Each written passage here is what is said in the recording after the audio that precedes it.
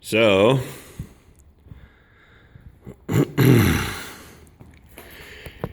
I was in the middle of coming back to cut off these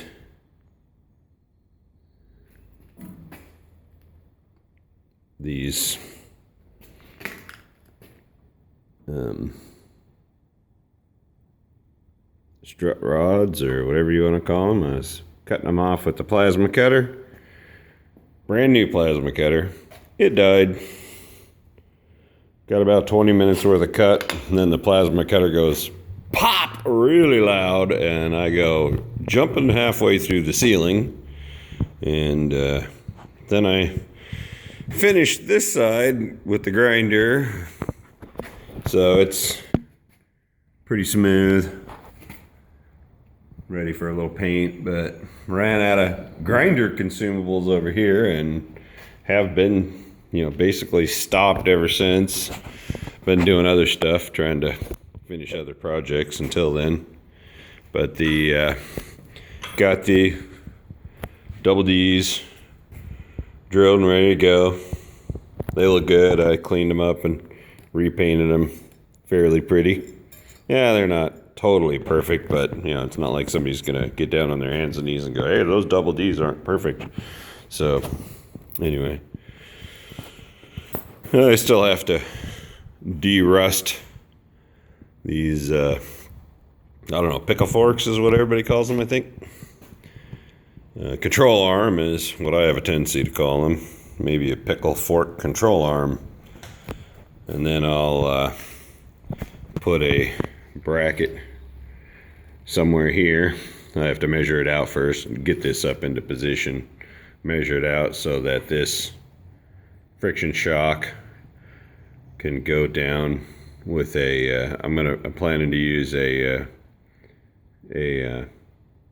sway bar control arm, or sway bar end link, to connect each one of these to their spot on this straight axle. As you may have already noticed, they didn't use front axles that had brakes. There's no brakes on the front end of this thing, so don't go fast.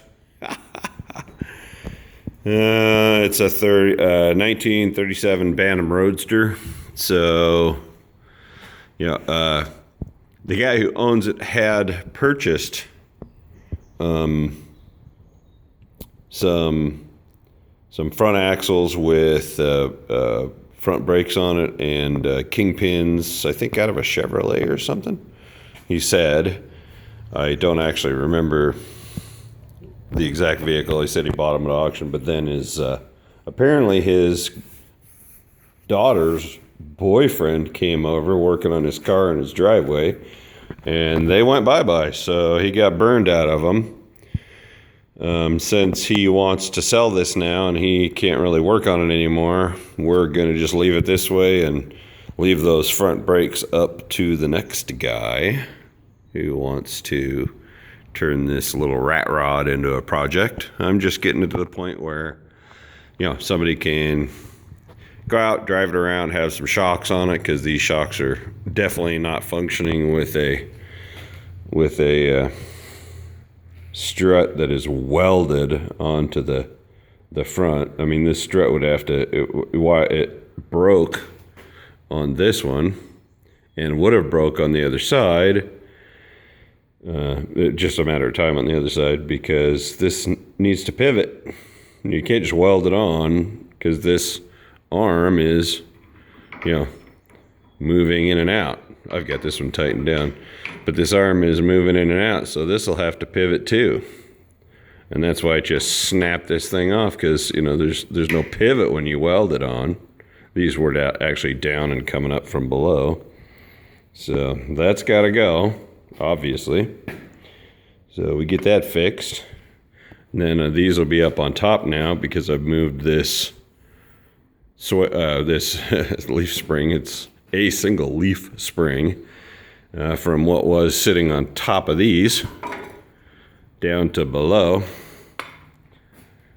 That'll raise this front end up a tad bit, and then I'm gonna be in later videos putting shocks and shock towers and shackles that will extend this rear end back up, which will be a later video. Also have to rewire pretty much most of the carb, because when I hooked up the battery, this carb had been sitting for about a decade outside. Undercover, it wasn't getting rained on, but the moisture still took its toll. And the rust was underneath the bare board fuse panel that was only about a 1/4 inch up off of the floor panel. And when I hooked up the battery, I heard, which of course quickly I disconnected the battery and went, crap, you know. So we're also going to install in this car at a later date a nice new covered backside protected fuse panel for all new good fuses. So and I think I'm going to put the main power on a relay, simply because the way they got this set up. I'm also rebuilding the carburetor today. They're using one of these types of switches as the main power switch to turn the power on for the whole car. No ignition switch. So I'm thinking of putting on a switch here. I'll have to ask the customer if he really wants to. It'll be, you know, a little more money, but boy, it'll sure be a lot, you know, higher quality if he can reach underneath the dash somewhere and just flip a toggle to power up the car. So today's job, though, is to rebuild this carburetor, because I hooked up the fuel pump, set the pressure regulator, and this thing just overflowed right down into the in the intake manifold. And hopefully it didn't get too much gas in the brand new oil change I just did. I stopped it pretty quick. There's a little bit, but I don't think it's going to actually affect the brand new Castrol motor oil too much to have a little extra gas that'll just evaporate out of there. So anyway, this is today, and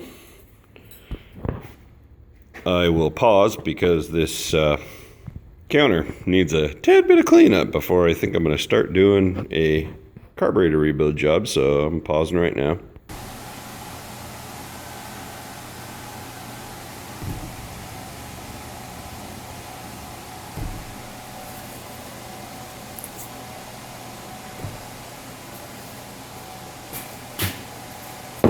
Now, I do want to say Eagle One Nano Wax is the greatest. Oh, wait a minute. These guys aren't even in business anymore.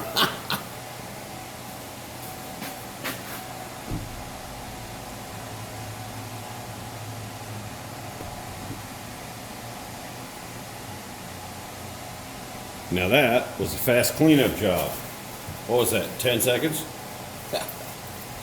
Now you'll notice I'm using a steel pan simply because little pieces let them go rolling off the bench top, and then I'm trying to search around on the floor for little tiny things like little tiny ball bearing check valves and little tiny springs, which actually they can go shooting on you anyway, and you'll still be wishing you knew where they were. The kit I got is multiple carb kits, so hopefully it's got some even spare stuff in it. You never know, probably not, but you'll notice I am wearing safety goggles when I spray brake cleaner. Don't be a doofus. Spray brake cleaner right into your eyeballs like I did. Yeah. Anyway, 2 requirements, maybe 3. Yeah, 3 requirements for this video. First, you cannot pay any attention to my fat gut because I'm really getting tired of holding it in. 2, you can't pay any attention to my double chin there because, well, I hate that. And 3, absolutely no paying attention to my bald spot. That's the rules. Okay, so now we can get started.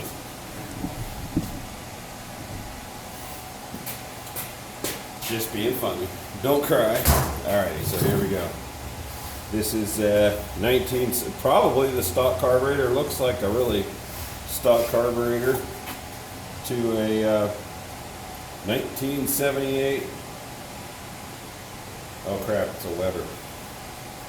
So maybe I don't even have the right rebuild kit unless it originally had a Weber on the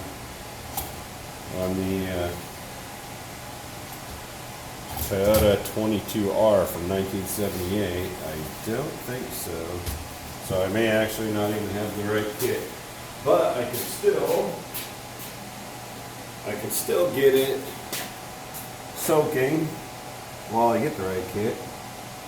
That's if I can even get numbers. And from what I'm seeing, or should I say not seeing, is any numbers. Dang, no tag.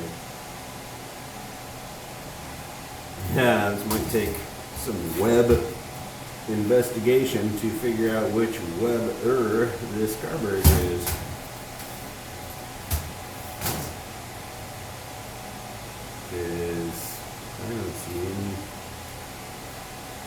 I don't see anything but Weber stamped everywhere. Here's a number. 11046. That's probably it. Made in Spain on the plane with the rain. Didn't know that Weber, at least back in these days, was made in Spain. Thought back in '78 Weber was being made in America.